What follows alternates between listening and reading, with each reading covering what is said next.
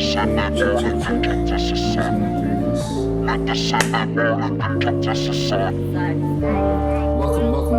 another episode of The Seeker with your boy indiKode. On today's episode of The Seeker, man, we have someone who I know from, his artistry, someone that I know from his hip hop, his rapping skills, But today I feel like we're gonna get into some more different stuff, But that's where we're gonna start, man. We have the one and only Gaucho in the building, man. What's up, man? Thank you for having me. Yeah, man. It's a pleasure to have you. Super pleasure, man. I think, I've always wanted to kind of pick your brain or pick anybody who, because you're a little bit older than me, but I grew up seeing you in the hip-hop sphere. So I've always wondered, what you guys thought of hip-hop. Like you and Phobia. Like Phobia is also another person looking he's like, you can say like a hip-hop father in a way. You know what I mean? Like we could probably get into stories about why I say that. Mare, I just want to know about hip-hop and how you fell in love with hip-hop and rapping and artistry and music and all that fun stuff there, right? Yeah. Nah, bro, I think hip-hop, I don't have a specific day to say this is the day I fell in love with hip-hop. I think it's more of a daily thing. Like every day I fall more in love with hip-hop. Yeah. Started listening to hip-hop probably from a young age, man. I can't even put my finger on it because of my older cousins in the house. Yeah. Then time went on, started enjoying it. Then I started writing, I think in grade 4 or 5. But back then it was just nursery rhymes. It wasn't just real rap, just writing rhymes. But what would you say you were listening to at the time there? Eminem, 50 Cent, okay. Ludacris, I grew up around that time, 2001-ish, 2002, I was first grade or second grade. So in terms of the rapping itself, I started rapping officially, I'd say in grade 7 when I say now I'm a rapper, but grade 5 probably I was already writing some rhymes, Little book, Definitely. So that's how I started, but I wasn't really a studio rapper back then. Back then in the hood, we used to have ciphers and things. That's where I used to rap, in ciphers and battling, because there wasn't much access to studio like there is now. Is it? Yeah, there wasn't a lot of people who had recording equipment. So the only time you could rap is in a cipher and all of that. And that's how I started. Damn. Until I don't know, man, until I finished school. Then I quit for a bit, because of school. Then I came back and worked with Phobia, and Phobia, I've known him basically my whole life because he's my cousin, Oh, okay, you guys related. So I've basically known him my whole life. Yeah. I've worked with him a lot, bro. Yeah, that's crazy. You mentioned ciphers, bro. I think because of where I grew up, I definitely wasn't exposed to that. There's a lot of stories, especially in this specific area we're in now, about the recreational court over there and things that would happen there. I was never a part of that, man. So can you tell me a little bit more about the ciphers? What type of stuff would happen? Who was involved, man? Man, ciphers back then, it was really dope, man. It was something you could say a mental training thing, when you get there, because you find a lot of dope rappers. Billy Streets, Smith, Makio, Nasty Nash, rest in peace. Just a whole lot of niggas, bro, who I grew up around, admiring how they rap. We used to have ciphers here, LTA as well. There'd be hip hop sessions, Yeah, so it was an incredible time for hip hop. Yeah, it sounds like it, bro. I feel super unlucky for having missed that, dog. Yeah. It's what it is, dog. I think everything happens at its own time. Maybe something else that comes in now, For sure, and it happens for a reason too. Facts. Yeah. So how about now though, the local hip hop? Are you involved in the local hip hop right now? What do you feel about the local talent these days? Yeah, man, I think we have amazing talent in 056, dog. It's just that we're not pulling in the same direction. Artists have their own cliques. If another artist maybe has a gig, there are certain rappers that won't go because of it's who it is, And I take credence from these house DJs from our hood. Those niggas move in a movement, For sure. They move in one unit, and that's why they do such big things. And I think we have such incredible talent, dog. In terms of hip hop, in Kronstadt, dog. Just that we just need to move as one, dog. But I'm involved in a way Body Bag Sunday. There's something called Body Bag Sunday where they have battle raps and ciphers. Yeah. I'm kind of involved there, but not really making music that much lately, you know. Yeah. Just have some other stuff I'm dealing Yeah. with. But Are you listening to music, at least local music? Yeah, a lot. Any local music you can put us on? I listen to, without the obvious Bokade, indiKode. I listen to Fizzy, man, there's such a lot. Let me think. Fizzy, Moscow, man, just a lot of them, man. Yeah. Not just escaping my mind. Bo, Charles McDonald, XO Beast, you know. People I listen to. Just I think I have a lot of local music on my phone. Like I just can't put my finger on trying to say who's my favorite or what, but I listen to a lot of local music. Bro, because I feel like Lina, because I don't really have, there's no direct plug to the music per se, but I guess maybe the DSPs now will be there because people are really putting an effort into that part of things. Have you ever like gone through a process where you put music on like Spotify and things like that? Not at all, bro. Is it? Yeah, I've never taken music like that far. Like, I've never had a, you know. It's always been a hobby thing. Because usually I try to find out like what are people experiencing trying to do those things. Like Nijibuza Science one time I was asking him about that. I saw somewhere that you might be working with JOT, right? I saw that he might be producing on your behalf for music or something like that online. I think you might have posted something like that. JOT, I think I had them here with Guardian Talks. Was it last year? I think it was last year, December. Yeah, we were just recording Gare's album and all that. Yeah. So JOT made me a couple of beats that I recorded on. It's just that I'm pretty bad at releasing music. I still have those songs I haven't released some of them, you know. And actually the reason I mentioned him is because of this experience that he just had with the sports scene situation, man. Like, how amazing is that? Yeah, man. JOT is an amazing talent, bro. Like, like beats, writing, like top notch. Just mastering. So I think he's one of those that could blow up at any time. Anytime. And I just hope that like our hood appreciates him, you know, so that like another hood doesn't claim him, bro. Because if he blows up in another hood, you know, he's gonna say they're the ones who gave him support. That can happen. Because I feel like it is that way these days because of the internet. You belong to wherever people support you, basically. That's where it's at, though. So I think he's one of those like tomorrow you could wake up people say, JOT blew up. Like you say Jay-Z. But he's an amazing artist, bro. Yeah, that blew my mind, right? Because it made me actually excited to want to talk to him because I think my podcast usually I try to make it more educational. Now that he's gone through this unique experience that a lot of local artists haven't gone through, I feel like he should have a lot to say, but I also know that he's not in temperament. He's not like a super duper outgoing guy who would want to like it's actually funny, like JOT is so inverted, you know, but when he gets in the studio becomes very extroverted. Very funny. I think it's a funny thing, like me and the homie outside were talking about growing up in West Park. I feel like that's how it was. A lot of us, we were a little bit like in our own environments, like we can be in two different environments, but some of us were a little bit more introverted, but then we have this other thing that pushes us, you know.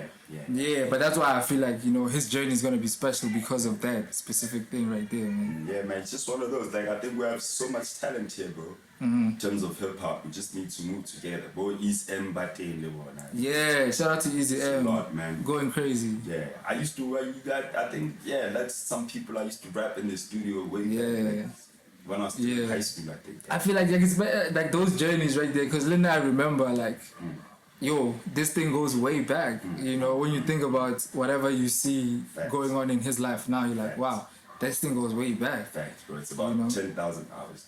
Yeah, man. 10,000 hours of your work. It's bound to be done. Facts, bro. Facts. So now, like, one of the main reasons I wanted to actually come through and talk to you was, as of late, I'm seeing you kind of show a different side of yourself, you know? A side that's not like the rap Gaucho that we know. Is more, you could say, politically inclined. And then I'm also seeing a lot of stuff about like comedy and things like that. I saw things like that in your post, right? So I want to know, in terms of political inclination, like what's happening? Is there like, have you always been somebody who was like, talking about politics and thinking about politics, or is this like a recent thing? Yeah, man, I think like when you really think about it, like even hip hop from its inception has always been from a political mindset. Yeah. So I think it's always been embedded in me, like subconsciously over time. The songs we listen to, it was inevitable. Also, I have political background, like in terms of my family. Like I have family members who are in the struggle, like from both sides of my mother's side and my dad's side. So Okay. I think it was an inevitable at a time that I will get to that point. Yeah. So it was kind of like a recent thing, like an awakening that happened at some point. Now, Yeah, recently. we could say that. You, in terms of like speaking more about it, Yeah, you could say that. yeah. But I think it's always been inside. Yeah. I just try to keep sometimes the hip hop and the other things separate, you know. And just when I rap, I just try to rap sometimes. But now maybe it's time to put some more consciousness in the music. Yeah. So like, I want to find out about what creates that difference, right? What creates? Okay, I'm thinking about these different things, but now I'm saying them. I'm telling people what I know about certain things. What's the switch? What's changed? Yeah, I think it's over time, man. Like it's about speaking up. Like we see the injustices that are happening, oppression, you know, the indirect oppression, the indirect apartheid that's still happening, you know. But sometimes I think life experiences gets on that table and get to that point. Like you try to see. Sometimes you think you'd be above something until you experience it yourself. You know, so I think it's better to speak out for those who can't speak, who don't have a mouth. You know? Yeah, just share my opinions. And one thing about it is that no one is ever completely correct or completely wrong. Like it's just sharing opinions, and that's what I love about it. You know? Yeah. And I think another thing I found interesting about what you were saying online is that some of the stuff that you were saying I didn't know. So I'm realizing that you're someone who's, you know, well read in certain things. Like, have you always like been like a bookworm, you could say? I've always, bro. The only thing that's changed is probably the content of the books. But I've always been a bookworm since a young age. Yeah. What are some books, man, that you would probably like recommend people read? Man, I've read how the Destruction of Black Civilization by Dr. Chancellor Williams. Is a very good book. If ever you want to be woke or whatever they call it, like that's a book you should start off. Other than that, couple of locals, The Land Is Ours by Tembera Ngaitor is also a good book. I think I have a hard copy of it somewhere. It was fire. That book is fire. There's also How Europe Underdeveloped Africa. I think it's by Dr. Diop, if I'm not mistaken. But most books, like, I think it's not about the books it's not about how many times you read or whatever. Like some people don't have to read to get the knowledge. Like it's just in them. So it's never, people should never try to say reading books to become smart or anything like that. It doesn't work like that. You should read books to know yourself and know your history. You know? That's how it is. It should never be a competition about like who's the most read, and you know. That's how I feel about it. Yeah, but you know, the thing I worry about is that if we don't read books, there's things that are only in books that we're not getting, you know. And that's something I realized very late in my life. As a kid, I was just reading the prescribed books at school, and that's it, you know. I tried reading recreationally, but I just didn't have the attention span. But now, as an older person, I kind of force myself to read more. Like we're talking about The Land Is Ours. That's a book I'm reading right now. And that's such a powerful book. I wish I read it 10 years ago, you know, and there's some people who probably read it 10 years ago. And so that's why I'm like, at least let's drop some suggestions for people to read. Yeah, man, it's always important to leave, you know, what you've learned behind somehow, you know. Man. Yeah, I feel you, but I feel like everybody, man, has their own journey and their own pace, you know. Just like you say, you do not have enough attention span back then to force yourself. So every time is a perfect time. For sure, Joe. And I also feel like, I don't know if you can comment on this, there's some sort of awakening that happens, specifically I would say with African people right now, or with maybe it's me at a certain age. I'm not sure. Like, can you speak to maybe like awakening? Have you ever gone through something that was? I think it's the age of Aquarius, dog. I think it's because of like the information we have. Like the internet is at our fingertips. You know, I think back then it was very difficult to get some things, to know some things. You had to go somewhere, go to a library. You know. So now I can easily, just in my pocket, I can have millions of books. You know. Everything I want. So I think it's that. I think it's the internet that kind of switched everything up and everybody's more conscious now. Yeah. I don't even like the word conscious because that would mean the others unconscious, you know. Yeah, I don't like using that word. I think that's where the switch up was. Yeah, I think maybe you're right, Joe. Because really, like, it's like when you were saying, oh, when you were always reading books, it's just that you changed the type of books you were reading or whatever. Yeah. Like, I'm also the same way in terms of the internet. I used to spend a lot of time on the internet doing certain things. Now it's changed and I'm using it differently. You know what I mean? So I guess maybe that awakening happens in that way, or on your journey through whether a book or the internet or music or anything, you're going to run into this thing that kind of changes your mind. But I also feel like it's an African thing. Why? I don't know why I feel that way, but I feel like it's more African people who are kind of, that switch is turning for them before it's turning for other races, or even to say white people specifically, or European people, or Caucasian people. Yeah, I feel like I think like you need to remember like historically like these people like us as Africans we weren't that much exposed to information, you feel me, like it was held back from us.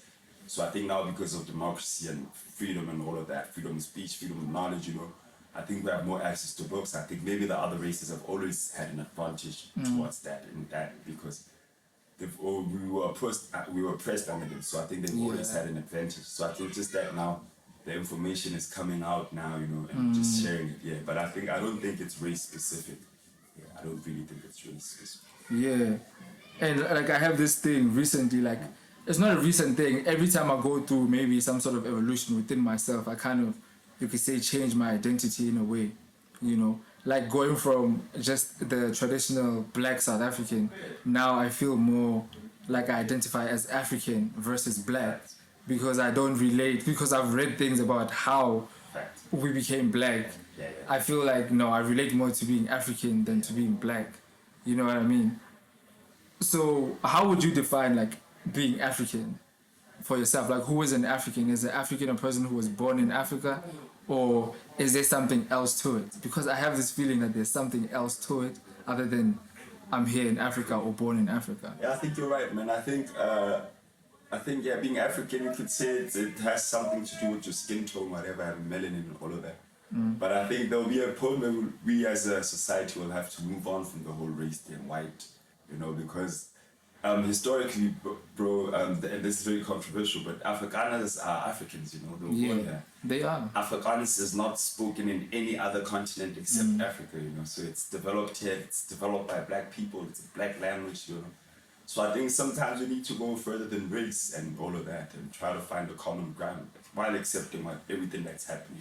You know? Yeah. But I know we need the other side to accept as well that they've oppressed us and all of that. Yeah. But I think we need to move past these racial lines, bro. I think that's what's killing the world right now, like the whole racism thing from both sides sometimes.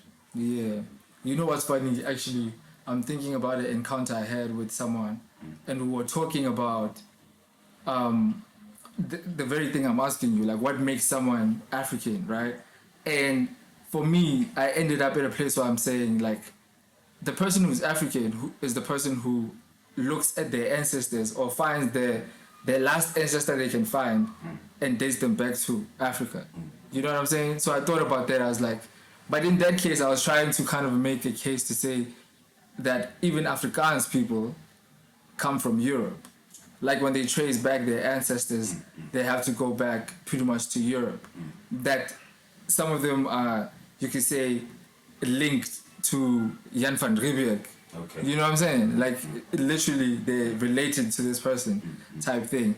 So I think maybe it was just like maybe defensiveness on my part, just being like a black person, be like, nah, but like this is our place, like type of thing. Yeah, I think we need to understand like the historical context of how Afrikaans and Afrikaner people came to be, bro. I mean, the Malaysian people and their whole genotype, dog. It's such a long history of how we had an Afrikaner ethnicity to say, because I mean it's not just Dutch people, German, French people. I mean there were French people who came to live here and turned that whole thing until that whole culture turned into Afrikaans. Yeah. Yeah. Some of the Afrikaans words have Khoi language in them. They have Malay language, which is spoken in Malaysia. I mean there were Malaysian slaves who came here also, you know. Yeah, so the language was developed by black people, we could say. It was sort of, still as Fanagalo. Yeah. The languages, Afrikaans was Yeah. like that. That's how, like, the local mates spoke to each other. Because they all spoke different languages back then. Until they got adopted and became an Afrikaans and became a white language. You know? Yeah, but I think, historically speaking, bro, if we take it back to ancestors and all of that, we could also take it back and say, the world was one continent at a time. So say, you know. So it's never really right if you go back. They can go even further back. So that's what I was saying. I was in my feelings when I said that, for sure. So that's the other thing I've been pondering and thinking about is our colored community, our colored people.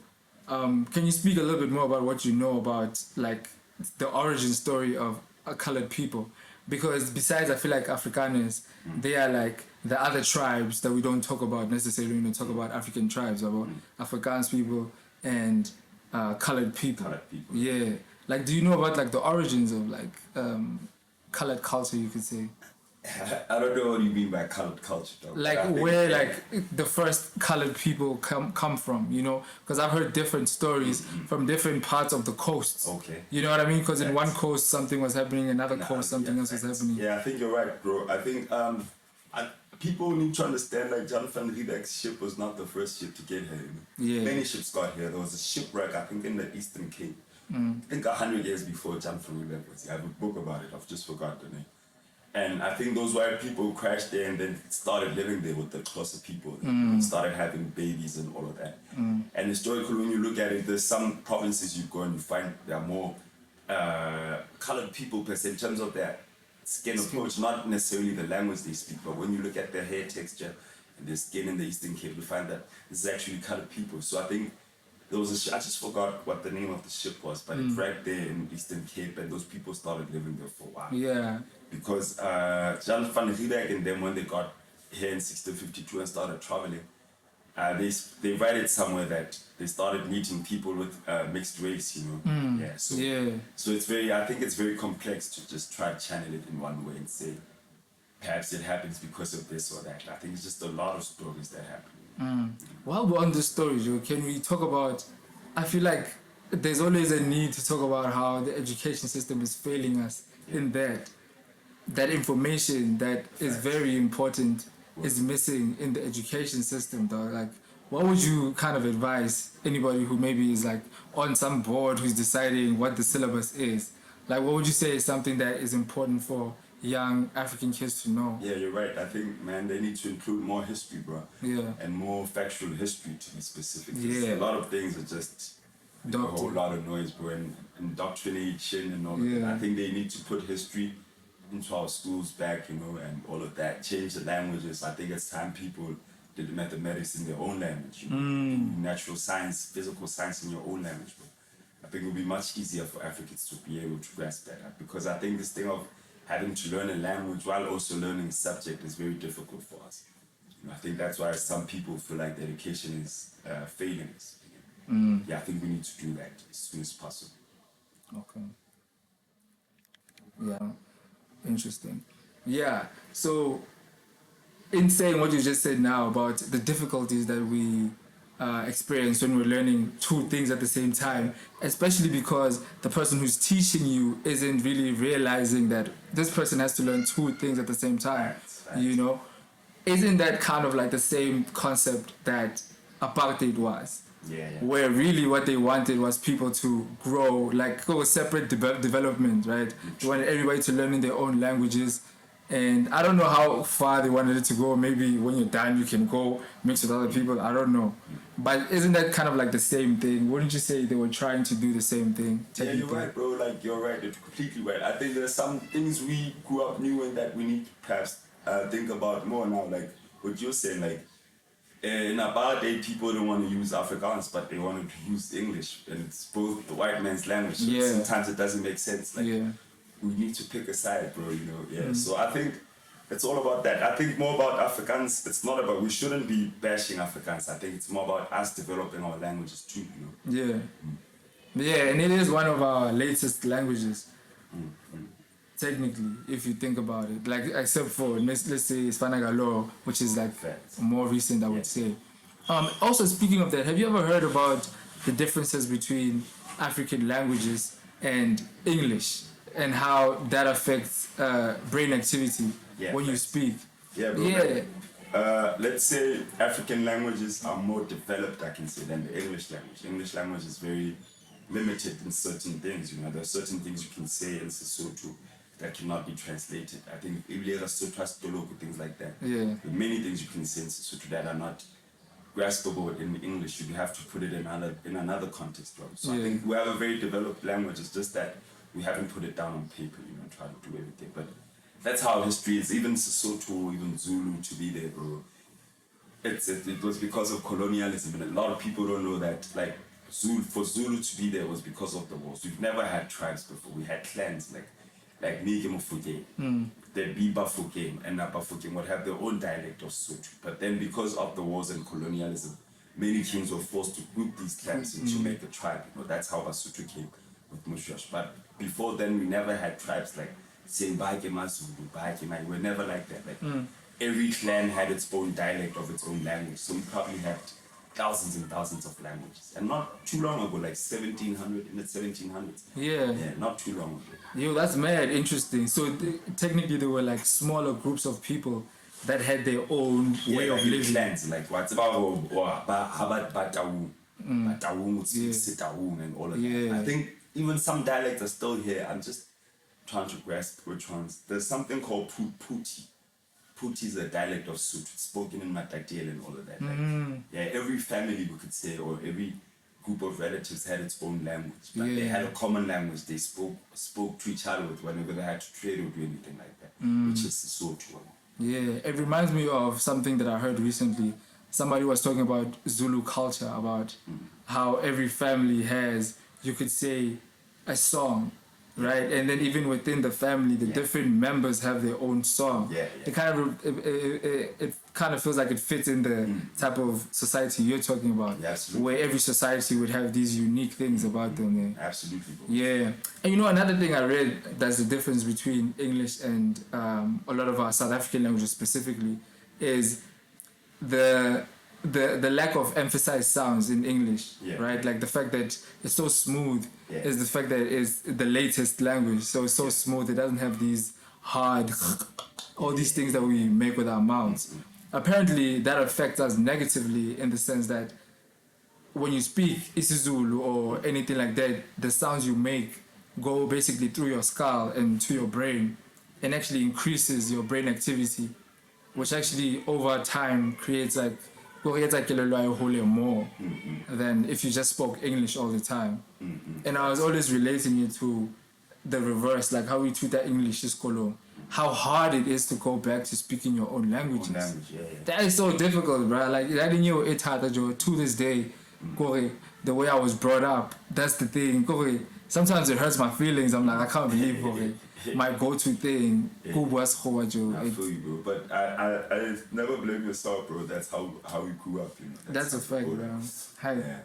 But I think knowing a lot of languages is a key attribute, though. Like if you know, like in other countries outside of Africa, if you know many languages, you're considered smart. But I don't understand why in South Africa, most of us speak more than one language, but we don't see each other as smart. Yeah, now especially I feel like I have more pride in the fact that I speak multiple languages because I see some people, they're so comfortable just speaking two languages or even just one language, some people, and that's a bit crazy to me, man. I also wanted to ask you, especially because we just went back into history and talked about the different clans, right? Like, so the way things used to work back then and how they used to work now, how they work now, basically. In comparison, do you think there's a way we can find a middle ground? Because I feel like right now we're really just so far away from what we used to be or what we could have been if we just continued being who we were without interruption. Wow, but like, do you think we can find a middle ground between the West and Africa? Culture should never be stagnant, bro. I don't think even if we're uninterrupted, we'd still be living like that back then. I think we have developed other aspects of that because I believe back then we were already fully developed as people and how we were living, because we were living with nature but not against it. Yeah. Yeah, so I think over time things would have changed. I mean, culture changes eventually. Yeah, so I think it's not something to dwell on, because we could talk all day. If we didn't get interrupted, where would we be? But it's just all hypothetical, bro. I think I think we can reach a middle ground sooner or later. Yeah. And so we're talking about bridging the gap basically between the past and the future, right? But you were saying that, it's actually time just to move into the future. You know what I'm saying? So I just want to ask you about plainly, Jorge, what are your political views? Because it seems like you're moving in a certain direction in terms of politics specifically, or like what are your political views, man? Like what can you tell us about the latest about Gaucho in terms of his political views? No, bro, like I'm an ANC member, dog. Yeah. Through, very proud of it. Volunteer of the ANC, you know. Yeah, that's where my politics is. Yeah. And what made you, like, have you always been a part of the ANC, or is this like something a move you just made? Well, like I said, bro, like it's family orientated. Like I have family members who are in the struggle, you know, on both sides of the family. So I think maybe I've always been a member, but officially maybe for the past 10 years probably, since varsity, you know. Yeah, I've just been more active and more politically inclined, Yeah. And I think we kind of talked about it, but like that's another step, right? There's a step, it's a separate step from thinking about it and talking about it on the internet, and now being you could say a card holding member of a certain political. So what is that switch here? What happened to make you decide, okay, now I'm a card holding member? Yeah, bro, like I think just like we said, like the books we read influence us, you know. I think it came to a point where one has to realize that other than just complaining about things on my phone, I can actually do things about it, you know. I can actually make a difference by myself, you know. Not actually just complaining on Facebook and all of that. Because I think we need to realize sometimes that we're no longer young, we're no longer 12 years old, no longer 13 years old. We need to start taking an active part in our communities, bro. And I think a lot of people see themselves as pro-black, pro-African, but that starts with helping each other and working for each other, being involved with everything, be it community meetings or whatever. So I think that's where it started, like where I had to realize you have to get more involved in whatever's happening around you. Yeah. And you've like since been doing more of that, getting involved and stuff. Yeah, for sure. Like I'm the chairperson of the ANC Youth League in my branch there. Since 2016 is my second term, I think. Like. Okay. And so I've been actively, slowly trying to rebuild, but also understanding I cannot do miracles by myself. You know, I need to pull more people in. You know, that's true. Try to make it and try to make the ANC work for everyone. Yeah. And for those of us who don't know, can you explain that position a little bit more? What does that position mean exactly? Or basically, like when you're chairperson of the ANC Youth League in a certain branch, like you just have to be there for day-to-day young people in your branch, you know, try to identify what they have, their problems, you know, try to offer solutions where you can. Try to offer liaison maybe perhaps between you, the community, and maybe certain leaders, you know. So I think it doesn't have a specific title what you have to do, but you have to be active in the ANC and try to help the ANC and try to help people, you know. Yeah. So you basically just like maybe if something happens and you feel like it's within your power to try help, you'll just do that basically on behalf of the party and everything. Yeah, just like that. Like I said, like it's not role specific, like you have to do this, you have to do this. Yeah. There's certain things you have to fulfill, like chairing meetings, you know, delegation and all of that. But in terms of in general work, it doesn't have specific specs on what you need to do. Yeah. But it also sounds like something that requires a lot of maturity and responsibility to throw yourself into a task that kind of, you would say, doesn't have anything to do with you, but because of your position or because of the decision that you've made for yourself, within yourself, now you have to do something. Have you ever like encountered something that you... Yeah, bro, I think it's very difficult. Like, I think being a leader or whatever, I always equate it to like driving a plane while building it, you know. It's very difficult, bro. Like, you have to keep the ship, but while you're also still learning things, you know. But you have to make sure the plane is still afloat, you know, it's still in the air. So I think it's very difficult and it's very challenging, but I like the challenge, bro. I think we need to find more people who are willing to be more selfless, you know. I think we have a lot of selfish people, and that's not okay. I think we need more selfless people who think about other people first, you know. Yeah, that's true. So, has there ever been like something that you tackled that you, I don't know, maybe I'm not gonna say you failed at it, but you felt like, yo, like maybe I took on maybe too much when you like maybe took on a specific thing that you were trying to solve this or extinguish this fire, and you found that, yo, this fire is actually crazy. Yeah, man, I think there's a lot. I think my last thing I did that was like that was during lockdown. I think we had a program where we were closing these foreign shops in my ward, you know. And it was a very difficult task because it would not have help from the police or whatsoever. So we had to literally take the homies and comrades and say, let's go close these doors, you know, without any police or whatever. But I think it was very difficult because one thing we found out that day is that we could close them today, but they're gonna open again tomorrow. It becomes a job. You can't keep going there every day and trying to close them down. So yeah, it's one of those. It's one thing I'd like to go back into hopefully soon and try to get more people involved. Yeah, I think close all these illegal shops. that's the thing about public service is that you might try to, you're gonna solve something today, but tomorrow there's always gonna be something. Yeah. So Anil Quality Shop was because of probably for safety. Yeah, it was based on lockdown. Like I was not Yeah. understanding like the Right. lockdown rules were like our mothers were selling things in the streets and they were taken away from the street to be in the house. But these illegal shops were just selling. They had no sanitizers in the shop. You know? Nothing, like they just didn't care. There was no social distances in the shops. So I felt like if we have certain laws, we all have to be bound by them. So I felt that's what I did. That's what we did. Yeah. As a collective, yeah. Okay. Yeah, that does sound like something, and it could have easily been a nightmare. Thank goodness that COVID has come to, like, you know, ilefats, you know. Yeah, what did you think about COVID when it first came up though? Like, did you, like, what was your reaction? Were you slow like everybody else? Because everybody didn't understand what was going on. Yeah, I think even now, I don't think we fully grasp COVID and whatever it was and whatever it is, because I think a doctor could be more knowledgeable on it. Yes. Because sometimes I could say something very controversial right now. The doctor would fact check me, but I think it caught all of us as a surprise. Yeah, but it definitely affected all of us. Right. Like, I'm sure there's some things that you noticed besides body shop or whatever. What did you notice maybe about the community during that lockdown?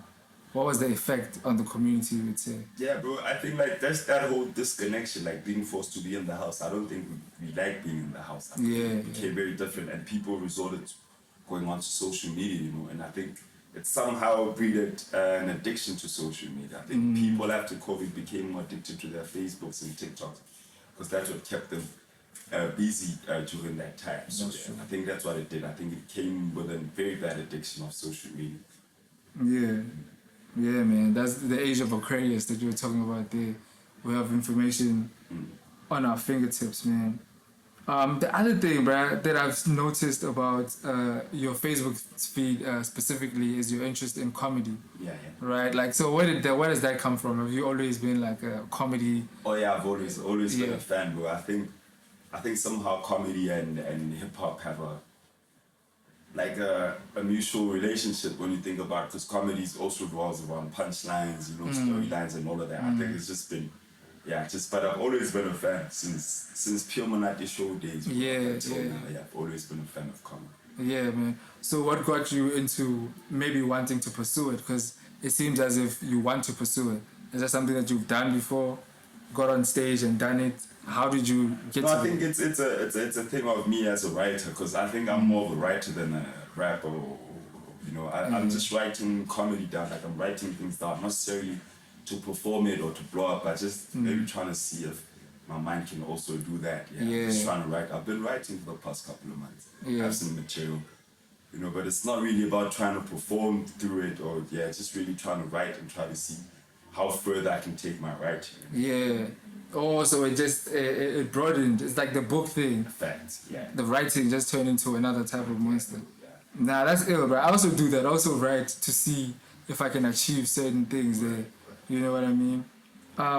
So in terms of what you've written, is it like you would say skits, or stand-up thing or discussions, or what type of comedy would you say you're writing? I think I've written it's for stand-up specifically. Okay. To put it that way, it's Yeah. deadpan. Like my favorite genre of comedy is deadpan. Like where it's just.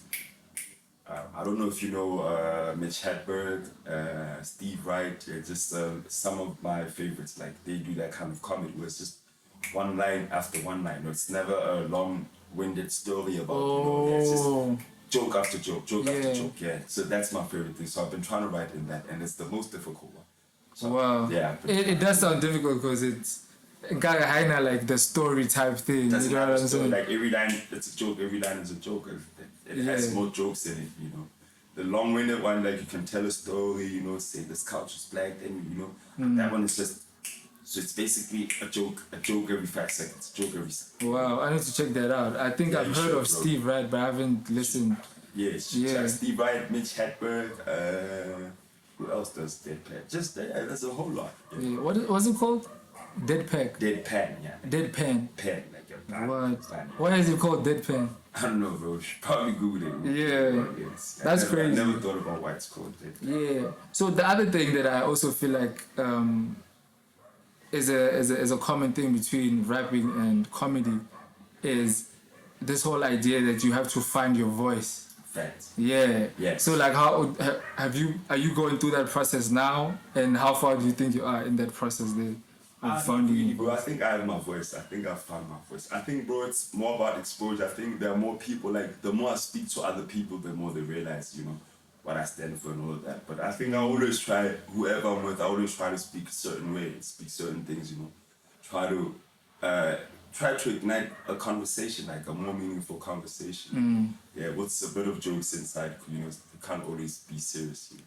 Yeah. So I think it's about that. I think it's all about me trying to share the knowledge I have, you know, because I think that for knowledge, for you to have wisdom is you sharing knowledge. The moment you share your knowledge, it becomes wisdom.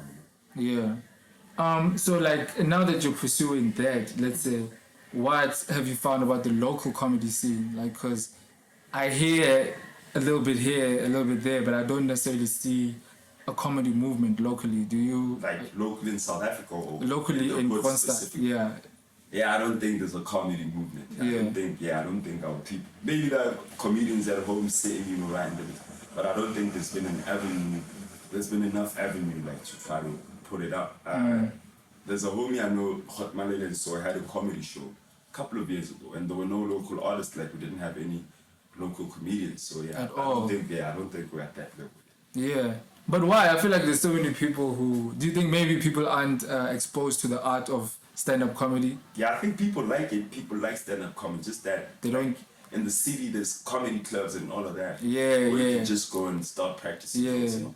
Yeah. So here, I think we don't have any space where one can just go and start making jokes, and people are actually there to laugh. You know? Yeah. So like, so technically it still needs to get to that rap thing. Like, you know, now everybody feels like rap is a thing. Yeah. That would be dope, Joe. I feel like there's a lot of funny people locally, man. True, but I think like having a conversation with someone and them being funny and being funny on stage is two completely different things. Yeah. And I think I would love for all of us to experience that. Like, I feel like Linda would like to try be on stage and try execute some of the things that I've written, you know what I mean? Oh, let me actually try to do something fun there. You check if I have like my notes here. Let me read you some of what I've written here, too. You're gonna force me to laugh. What if? Nah, don't laugh. If it's not funny, don't laugh. You know. And happy like a lot of what I've written here is not necessarily the jokes. It's just more like the idea behind the joke. I just want to hear maybe what you think about the idea behind the joke. Let me see. Hey, this notebook, bro, I write everything in here. Bro, that's how it is. You should always write, bro. That's how it is. Some of it is like drawings, right? Like, what's this? Oh, yeah, here's something I wrote here about like something that I was thinking, right? I was like, I don't like this. The more I know somebody, the less I tend to like them. You know what I mean? It's just something that I was noticing about myself, right? And I'm like, man, the more I know somebody, it's as if the less you like them. Yeah, the less you like them. It's as if no, actually, okay. The words written here is I like people I don't know better. Wow. I know I like people I don't know better. It's as if the more I know about a person, the less I like them. Right? I end up liking them less. Which so this is actually okay, this is confusing. But let me try to explain how I wrote this here as I do the joke. It's gonna ruin the joke, but let's do exploring, right? Yeah. So I say that the more you know somebody, the less you like them. That's kind of a sad thing to live out, wow. Because the more you know somebody, it's supposed to be the opposite. It should be it. Wow. But that's a feeling I have inside where I'm like, yo, like actually, a lot of people, the more I get to know them, the less I like them. Guys, you could know them less. Yeah. Not liking them. Exactly. And that's the point that I kind of lean on when the fact that you can relate to it means that we can all relate to it. To say that, no, like we've all experienced that one piece of information that changed everything. You know what I'm saying? Maybe it's a girl and you find out this one thing, like, you know what, we can never cross this specific line. You know what I'm saying? Yeah.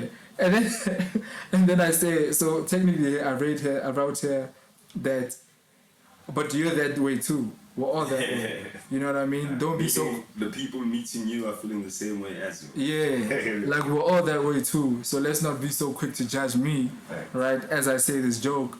And I also say, we all like Will Smith a little bit less now.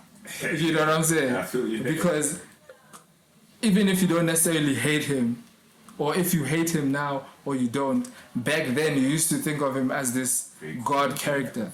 Now he's flawed. You know what I mean? Just like all of us, technically. You know what I mean?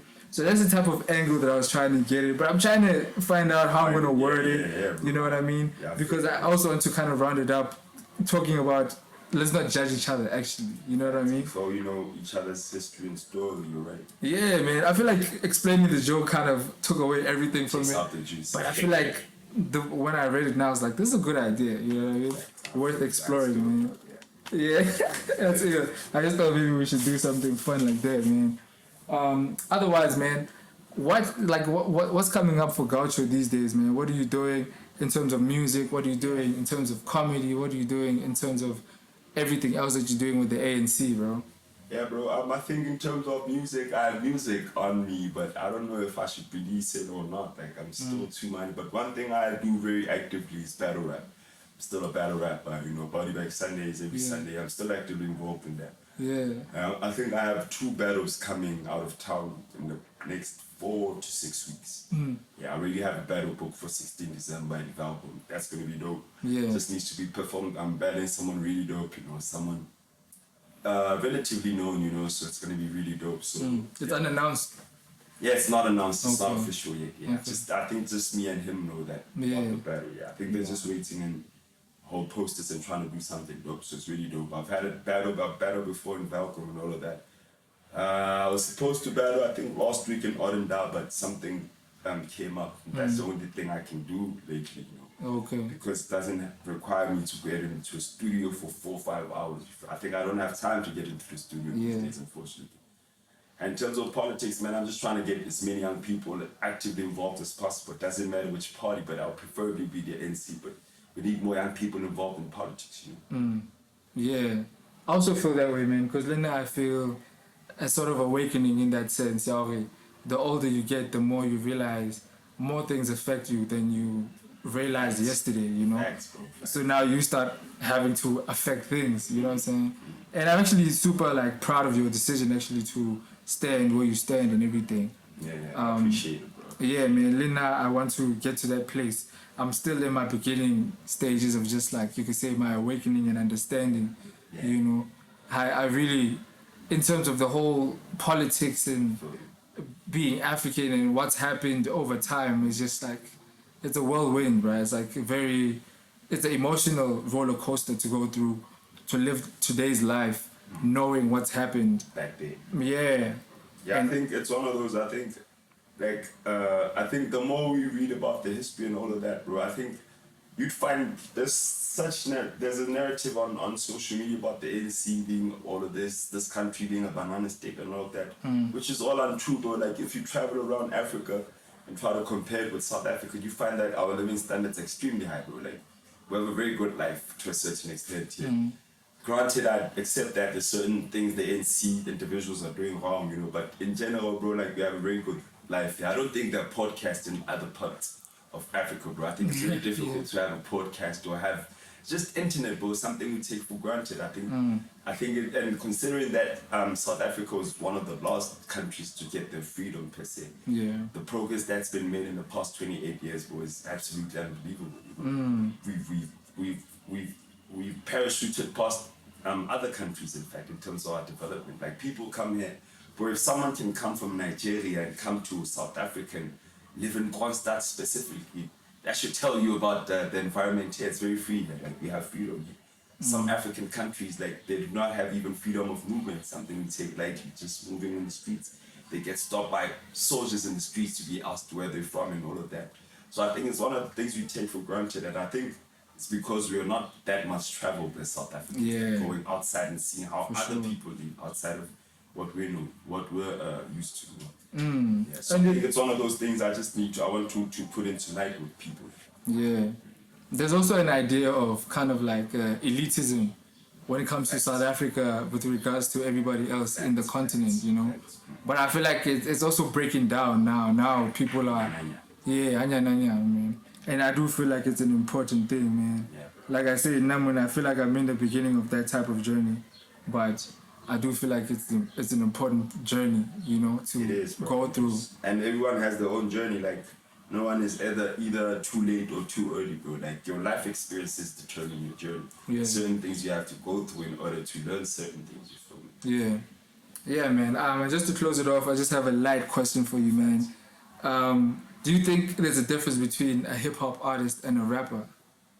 Or are they both the same I thing? feel you. For me, bro, I don't know, man. Like, I think they're the same. I think a hip hop artist, maybe you could say a rapper doesn't sing and all of that. But I think in general, they're all the same, bro. I think it would be very unfair to try to separate the two, bro. Another question I have here, this is just like a run-of-the-mill question. Top 5 rappers in the world, and then let's come back locally in Kronstadt. Let's just name 5 people that Hey, you man, like. I'd say these are the people I grew up on. I grew up on Lil Wayne, Eminem, Black Thought. I would be extremely unfair me, bro, to have a top 5. It would be extremely unfair me. But yeah. So you've never had a top 5 at all? I've never had. I was just in my mind. It's always been Lil Wayne, Eminem, the rest, you know. Yeah. It's always been. Okay, the local one though, you have to name 5 people at least that you really rock with. In South Africa. No, locally in Kronstadt. Kronstadt, yeah. Oh man, you put me in a tight spot. Nah, just 5 people that you rock with, man. Like you don't have to mention like. I think people I listen to a lot of Beast. I think maybe it's because I've worked with him a lot, so I have a lot of his music. I think indiKode is dope as well. J.O.T, Kare, Tando doesn't make music anymore. Yeah, sometimes I listen to old music, like the old Tando, you know. Yeah. All of that. Yeah, those are the people I listen to a lot. Yeah, the old AOC. Yeah. Yeah, man, I remember that. You know what's interesting? I actually made some sort of instrumental where I said something about AOC, and then I did something to the thing because I also like produce music on the side and things like that. And then I kind of like I get to where I think I did like that chopped and screw type thing. So I don't even know how I did that back then, but I did something like that. That would be interesting to find. That was an amazing era in my life, right? Yeah. I feel like definitely you guys made things cool, man. You guys and I think you can see like from Bukade now, like where they came from, because they came up through that, and you could see how multi-talented he is. Yeah. Because we had him on the stage, I think he was 14, 15, had him at 16 December Free State Beach Party in front of 1,000 people. Damn. Ustamze, Shimi, Rap Buddha, Yeah. And so I think that's why one of my favorite artists as well, Rap Buddha, shout out to him. Yeah. I think that's why you can hear the proof is in the pudding per se, when you listen to them, like those people grew up kind of like how I grew up through the ciphers, you know. Yeah, bro. That's how you can see that, Nah, that's ill, bro. You guys are proper hip hop fathers, bro. You guys. Shit. Yeah, man. And I hope people recognize that. Not that old. Yeah. No, I'm just saying in terms of lineage here in Kronstadt, bro. Like, you guys definitely, bro. Life-changing things sometimes. That was an incredible time. It was incredible. Yeah, bro. Yeah, man. But anyway, thank you, man, for making the time to sit down with the Seeker, bro. Thank you for having me, bro. Yeah. Beautiful show. Enjoy the podcast. Always do. Hopefully we can do another one soon. Yeah, man. I would love for us to do another one, man. Yeah. That's it, Seekers, man. Join us on the next episode with your boy indiKode. You never know who's gonna be next time, you know? Let's go.